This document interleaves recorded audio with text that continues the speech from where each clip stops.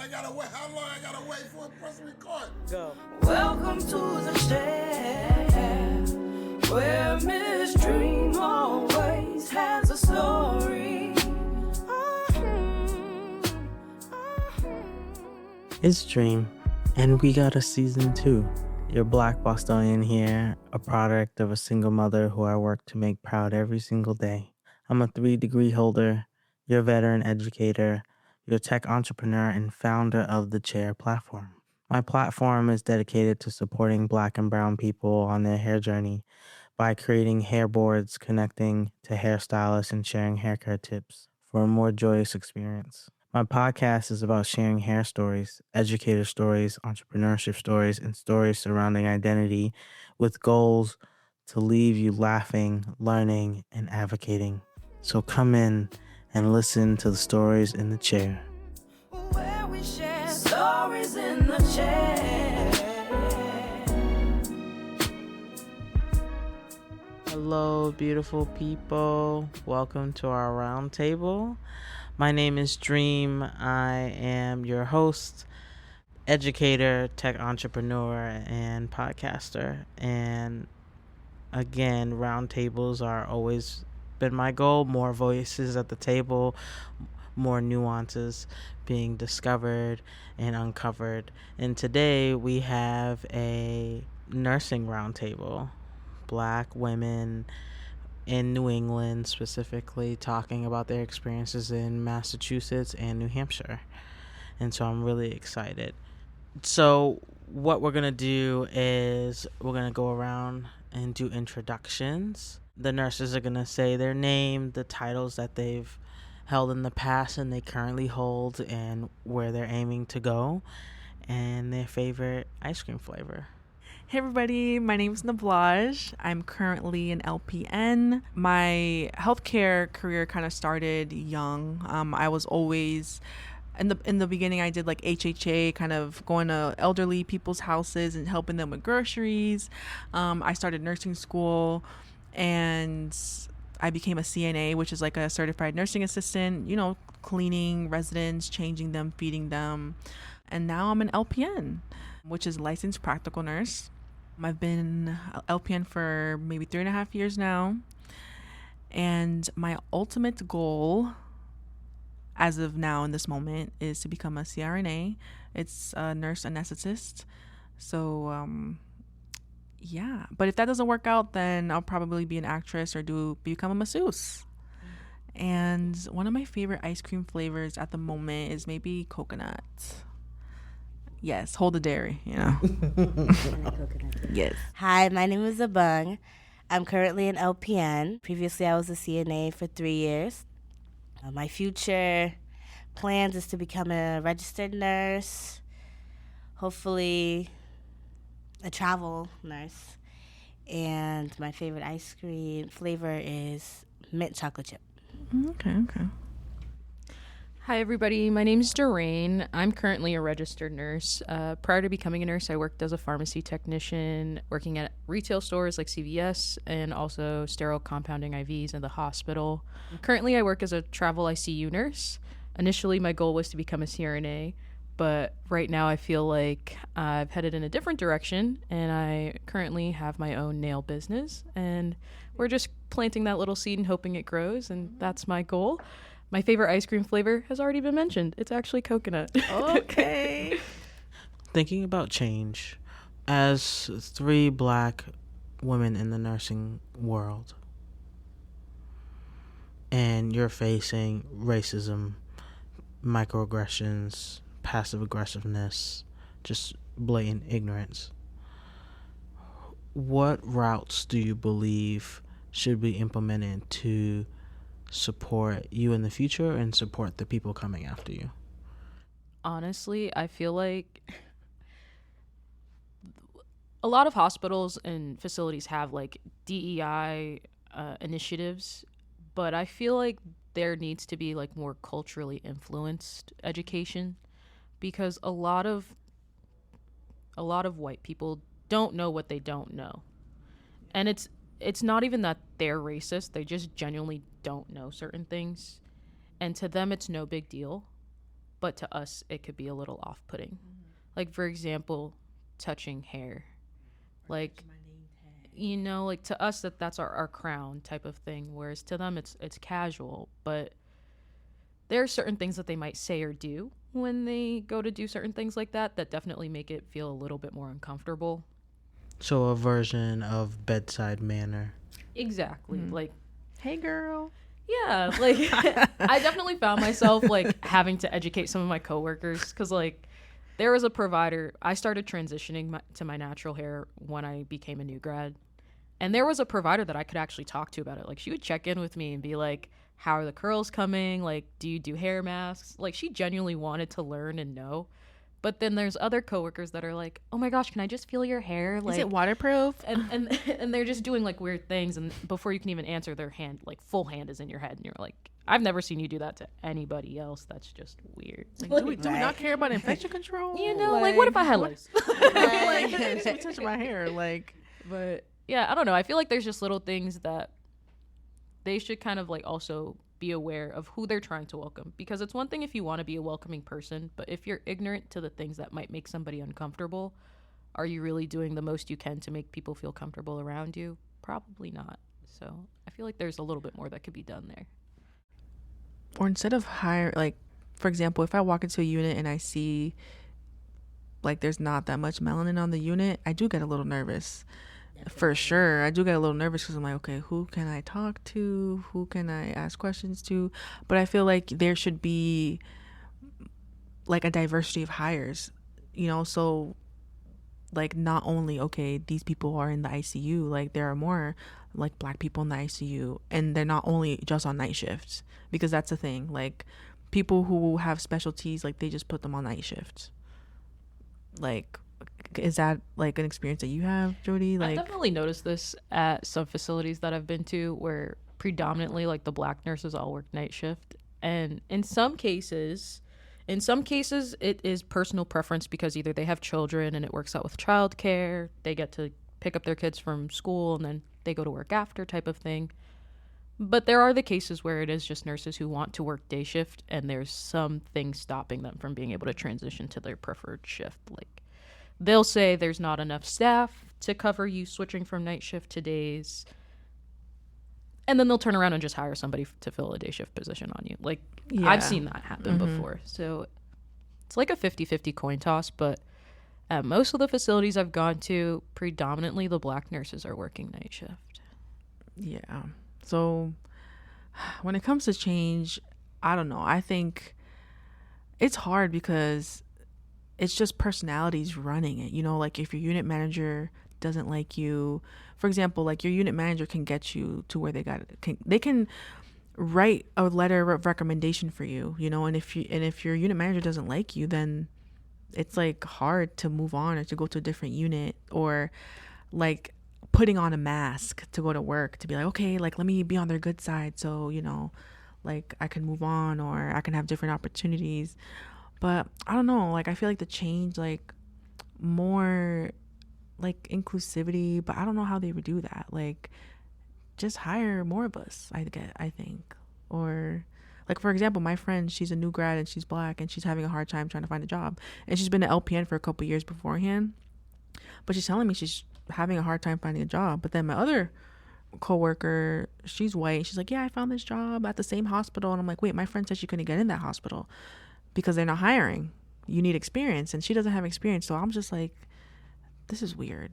It's like the same story every state, or a nurse I talk to, it's kind of like similar stories. So I'm not sure what they can do to change, but I think it just comes down to the people, honestly, literally. So honestly, I think it'll be a while for there to be change. I feel like more Black people are getting into nursing, or more diverse people, because before it was just like, I wouldn't say before it was just white people, but it's like now it's like more diverse, and people are still like trying to figure out how to go about that.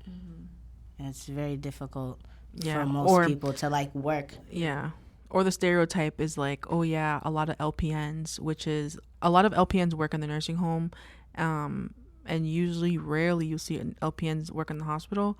But the saying is like, oh yeah, you see a lot of immigrants become LPNs, or a lot of the black nurses become LPNs first and then become RNs. So there's a lot of that kind of talk. Like my cousin, he's a nurse, and he's like, oh yeah, all the Kenyans are LPNs. Let's just say stuff like that. And I'm like, okay, so that's how you guys view the LPNs. So I don't know how my LPN career is going to affect my registered nurse career. I don't even know if I want to bring that up, like, to the people I work with. I don't know. Even that I have to think about. Like, I have to think about, like, oh, should I share my past experience, stuff like that. So it's tough. So, but hey, I love helping people and helping them heal and feel better in their most vulnerable moments. Where we share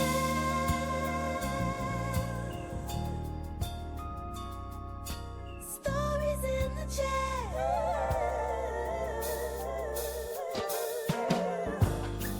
Look, it's my commercial. We will be right back. It's more than just a bad hair day. It's a journey. Finding the right hairstyle isn't easy, nor is finding the right stylist or the right products.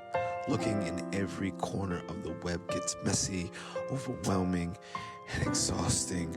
All the ads, the articles, the products, the videos, it shouldn't be this hard, but it is. And now, it isn't. The Chair.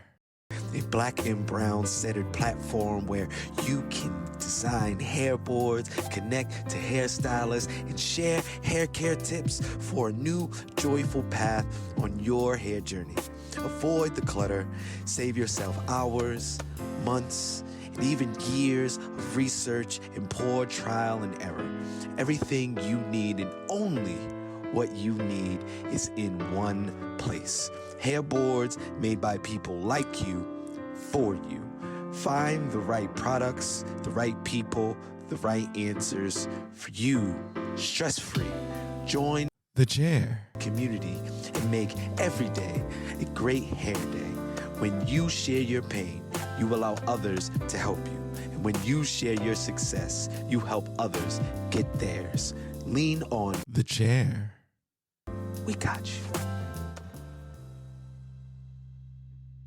No stress, no strife. In the chair, the chair, the chair. All right. In your nursing world, have you experienced, you started touching on it earlier, experienced a hair journey as a nurse? Yeah, definitely. I started transitioning right when I finished nursing school.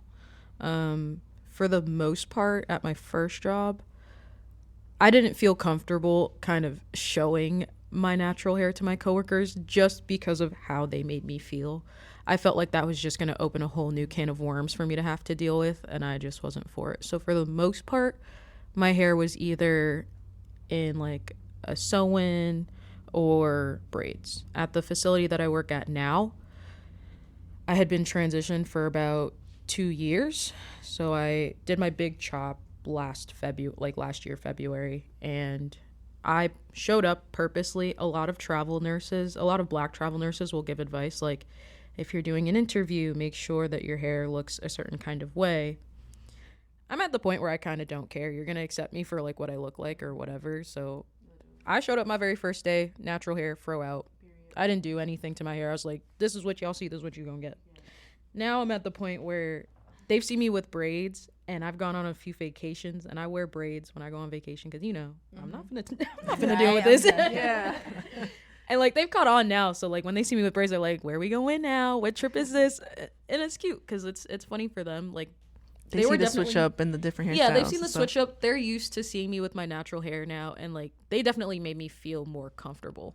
Like with them being able to see my natural hair, I feel comfortable with my natural hair. Like I have no issues. Like it's my hair. Like you can really think what you want. Like that's not gonna faze me. But these specific set of coworkers, they felt more culturally aware of what it is to talk about black hair and to compliment it without being kind of awkward, I feel.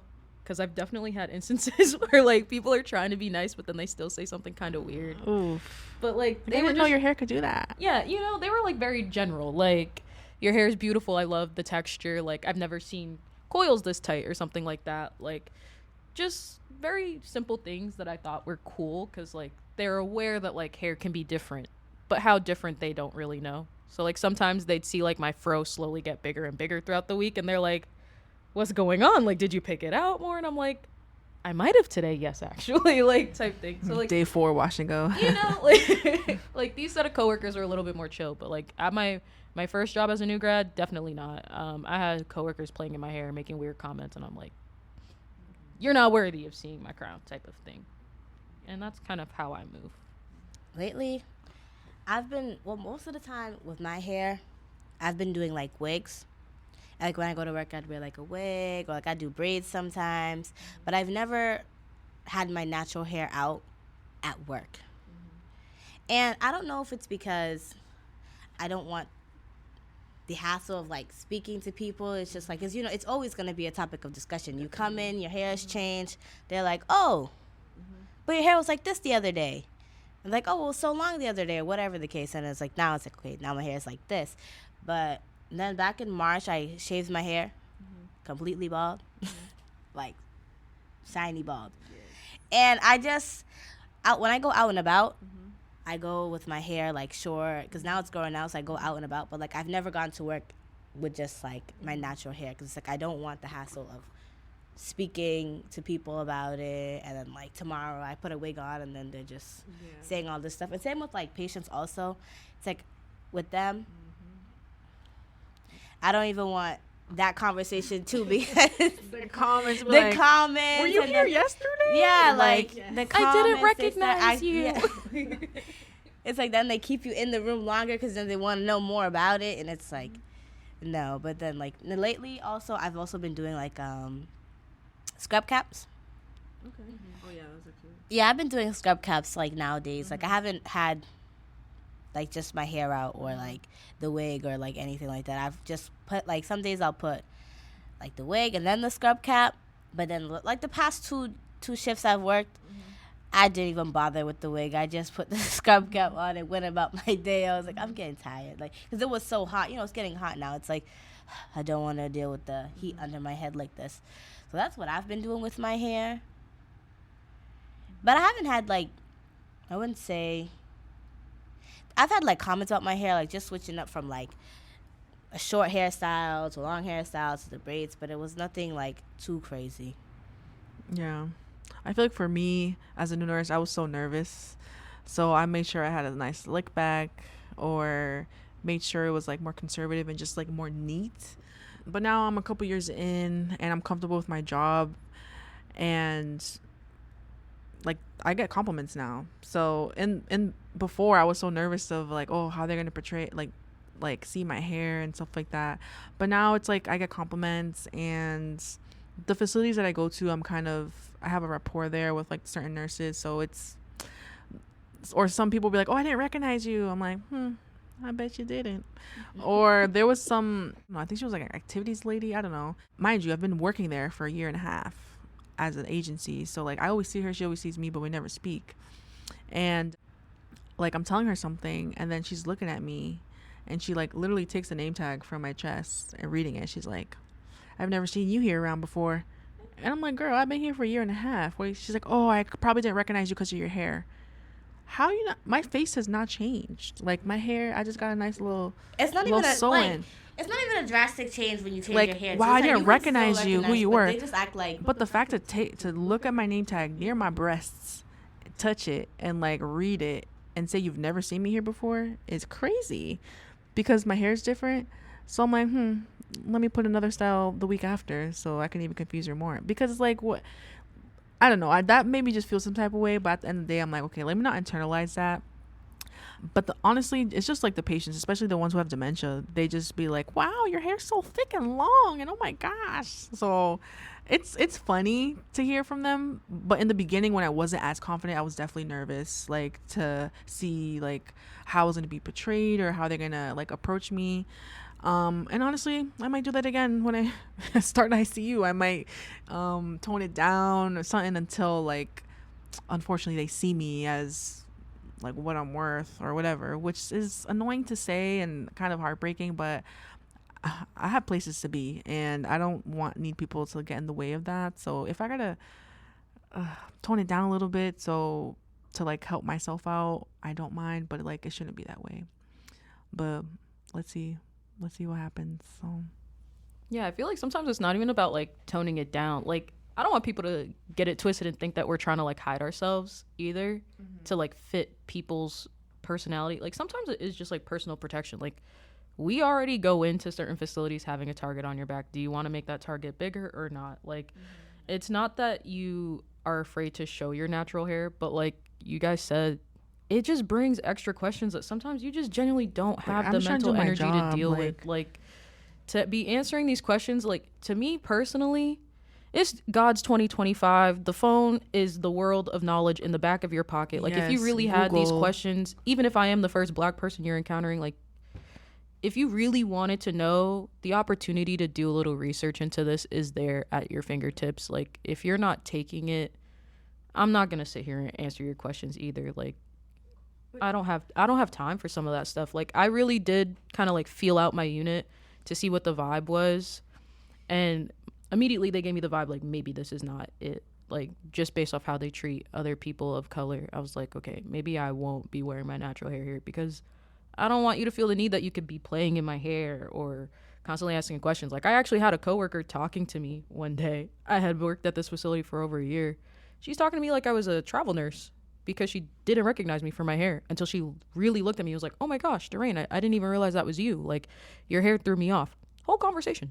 She genuinely thought I was a different person. And I was like, yeah, this is a can of worms that like I would not even care to open around like people like this. Like, you're so far removed that like I'm not about to be your little encyclopedia today. Like, it's just not gonna happen. Whereas where I work now, it was a completely different vibe. Like, I felt comfortable. I had talked to the manager before my first day. She gave me really nice vibes. So I was like, okay, I could definitely get away with wearing my natural hair here. And I had no issues, like no problems at all.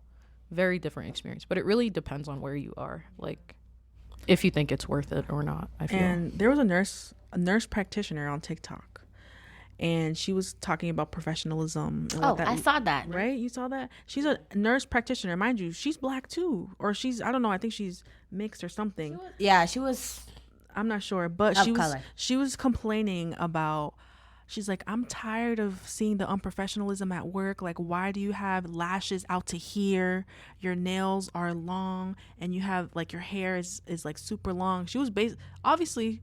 She was hating on the 40 bust down. What demographic of nursing are you talking about? Because you're talking about the lashes, the nails, the hair.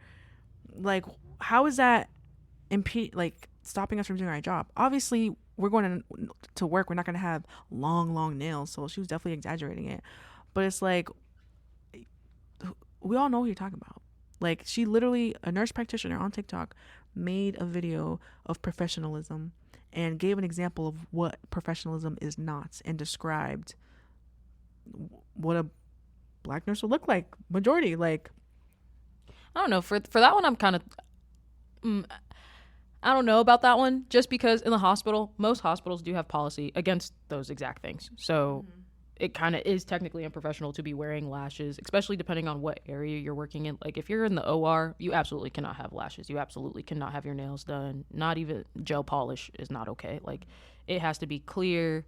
If it's chipping, it has to come off. Your nails can't exceed a certain length, type of thing. So, like, I feel like it definitely depends on what area of nursing you're working in.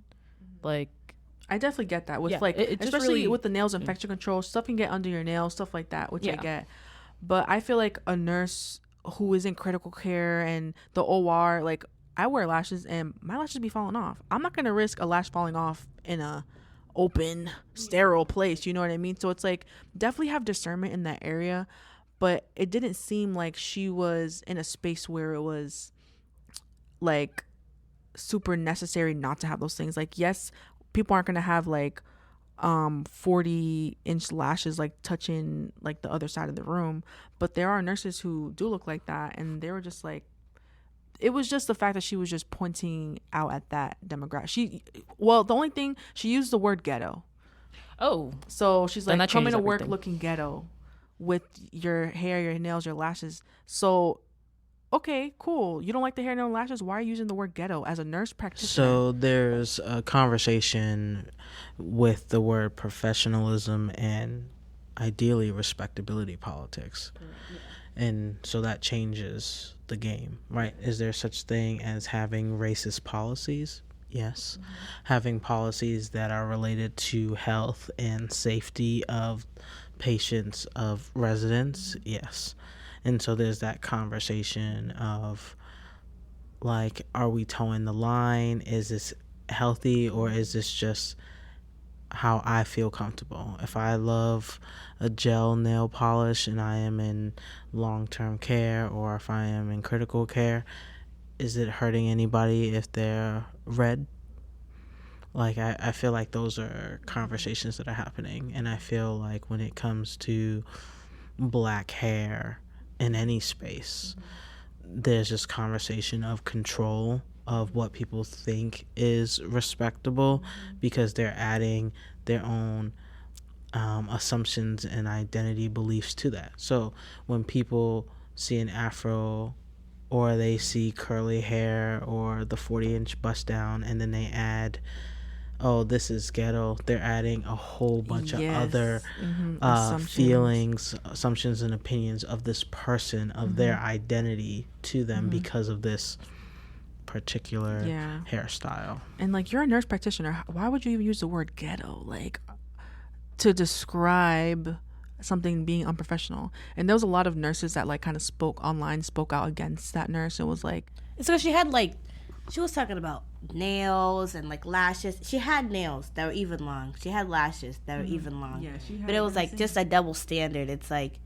obviously you had some sort of beef with whoever you're talking about, and then just tried to throw in, oh, ghetto and unprofessional, and it's like, And no. the funny thing is, I feel like the nurses that are bold enough to be wearing those lashes and the nails with all the designs, and, you know, they got their lashes done, the hair, the 40-inch bust down, best believe that nurse knows her shit. I'm so sorry. I might not be able to swear this, but, like, best believe she is confident in her skills and she gets her things done, because without that, imagine the target that she's putting on her back as a black nurse. Like, she has to be on top of everything to be able to confidently show up to work like that every day. And I bet you her patients love her down bad. Like, and she's doing the most. Her notes look great. Absolutely. Her documentation's on point. yeah.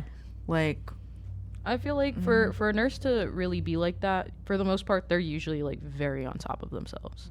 Because you're picking your fights, you're picking your battles. Exactly. Like, if this is the hill I'm gonna die on because it makes me feel good to have my 40-inch bust down every day, then X, Y, and Z needs to be great. So, because basically she's proving a point. So then 5 years later, half the staff has hair like hers, and they're not equating her hairstyle to her education level.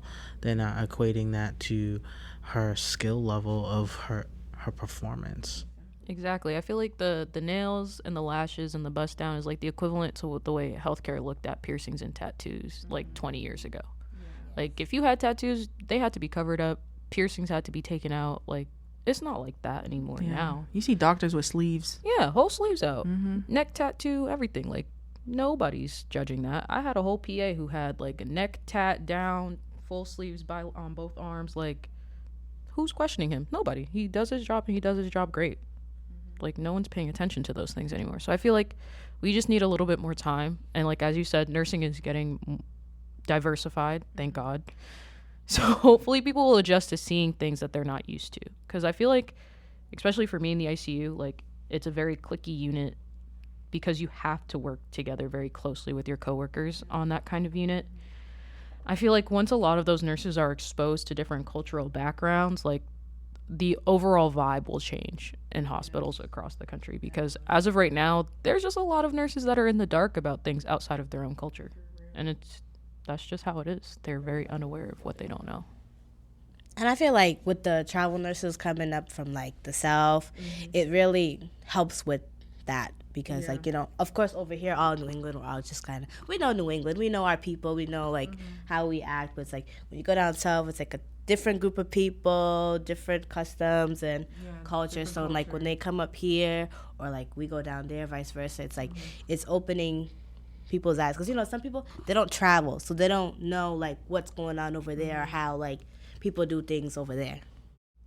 Oh, for sure, because at my facility, all the black nurses that was coming from Atlanta and Florida, baddies for real. They came into work. Yes, they came into work looking nice. They had their hair done, lashes on, nails on point, never failed. And you want your And they were nurse to great. look put together. Yeah, don't you want a nurse that shows up looking like they're ready for the day? Like, do you want the nurse that looks like she really just rolled out of bed and threw that bun With a together little messy in 2 bun. seconds? Be for real. Like, and that's most nurses. So it's just like, you kind of can't really control everything about a person and how they may present themselves to work. So long as they're clean and they're sanitary and they're following like the proper precautions when they're dealing with patients, I feel like that's what matters the most. Because if you're worried about my nails, I have to be wearing gloves anyway. Like, it's not that that can't cause cross-contamination. I'm aware of those things, but like a nurse should be washing their hands before and after touching any patient, at least sanitizing when they go in and out of patient rooms. So it's like there are measures that should be being taken to prevent those things. I think we just need a little bit more time, but Definitely. With time, things will change. And like, you know, most people, like if you ask a regular person around here, they'll probably tell you they haven't even left the state. No shade, but they'll tell you they haven't even left the state. So it's like, how could you even be upset if they don't really know like what someone who's coming from down south is? They're gonna be like, wow, this is different, this is new. Like I feel, and like even like just the USA and like in general, like even me when I go to different states, it's different. That's why like some people don't even go out the country, because it's like every state you're going to is a different vibe. Like there's a lot to do, there's a lot to see, it's a lot of different cultures and stuff like that. So like I just feel like now that people are like, you know, coming, the travel nurses especially, like now that they're coming up, it's like opening people's eyes and they can really see, you know, the different dynamics in the workplace.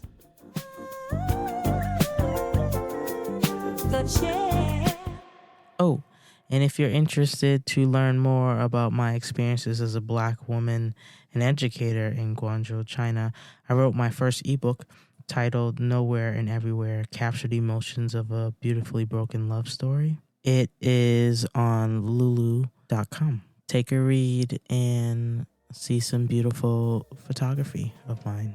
Enjoy the rest of the show.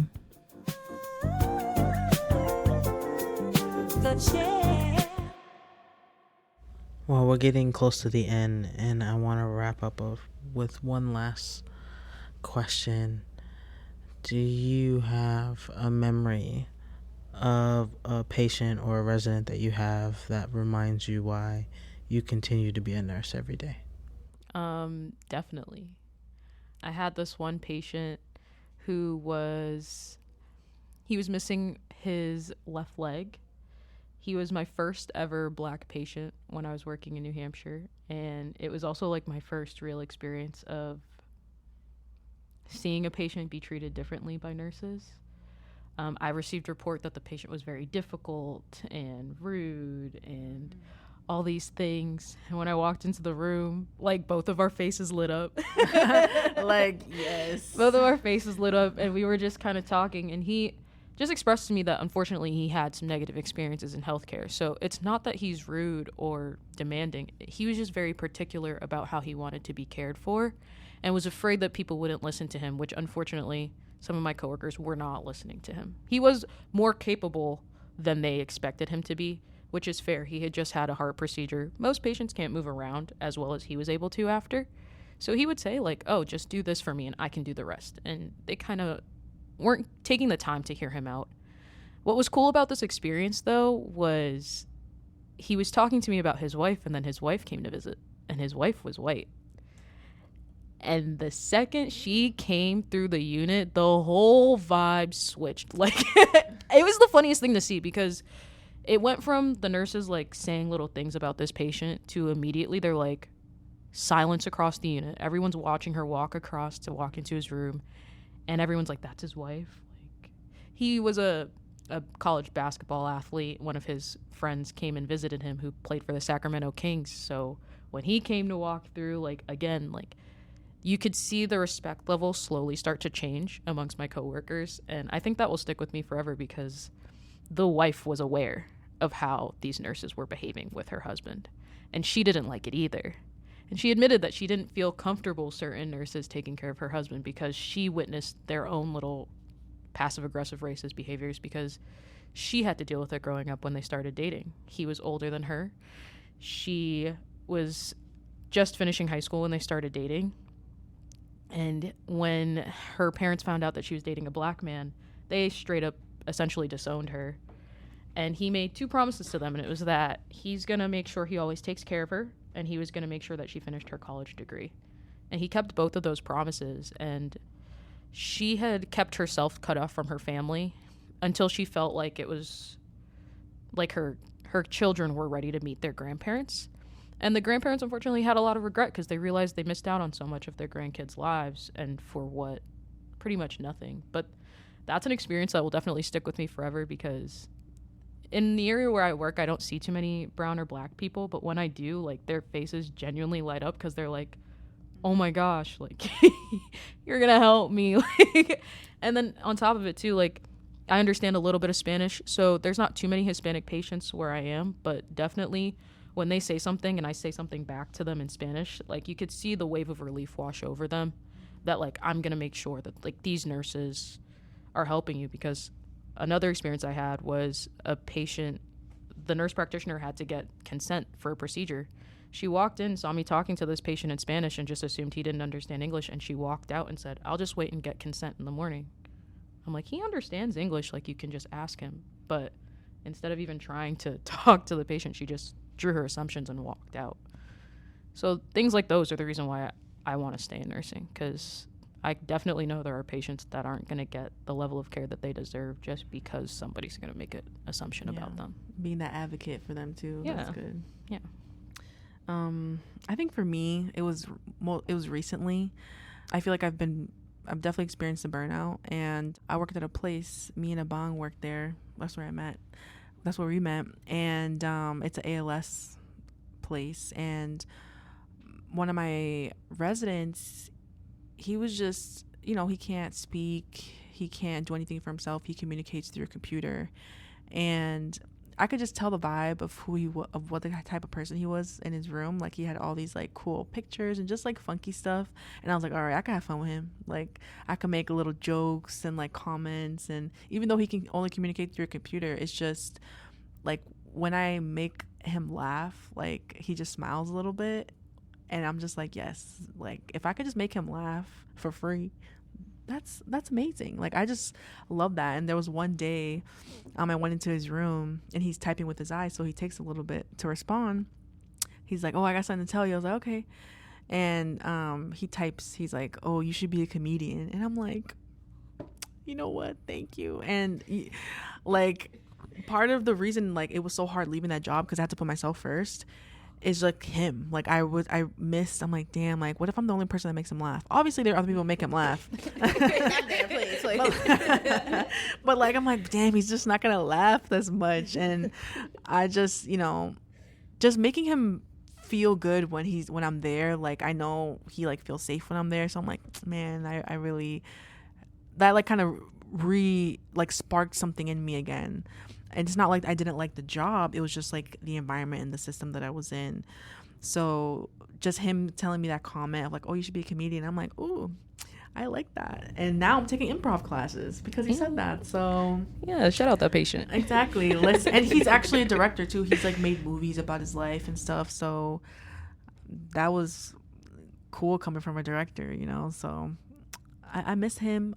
But, like, I'm happy I had that experience. So that's really what reminded me, okay, this is why you're doing this. So that's my experience with that. For me, we work at the same place. So, like, the ALS patients on the vent. And so this is one man. He He's adorable. He's so cute. So he used to be able to go to the bathroom. Like, you know, with ALS, they start to decline, like, slowly. Some people even decline, like, very quick. But, like, he used, at one point, when he got there, he was going to the bathroom, walking to the bathroom, doing a little more from, he still can do stuff for himself, but now, like, he's just totally bedridden. So I think ever since he, like, stopped walking, he's just been, like, so depressed, very depressed. Like, his family comes, visits him sometimes, but he's just very depressed. But on this, it was Easter Sunday. I was like, okay, he looks horrible. Because, like, sometimes he wouldn't want people to, like, care for him. So it was like this Easter Sunday, I was like, okay, and I was doing day shift. I was like, you know what? Let me play some music. I had the gospel music playing. I had washed him up, put him in a shirt. I don't think he just wore the Johnny all the time. I'd put him in a shirt. He looked better. He just looked more happy. And that just made me like, wow. Like, I really just made a difference here this one day. Because it's like, you know, when you work nights, you're seeing them, but they're sleeping, you know? But, like, in the daytime, you're like, wow, like, this is really how they look in the daytime. And you're like, some of them just look, like, tired, sad. Like, so since I watched him that day, you could just see the difference in him. Like, he just seemed a little more happier. Because I'm like, he doesn't want to put the TV on, just sits there in silence. Maybe he'll watch a little something on his tablet. But I felt like that day really, I felt complete. Like, I did what.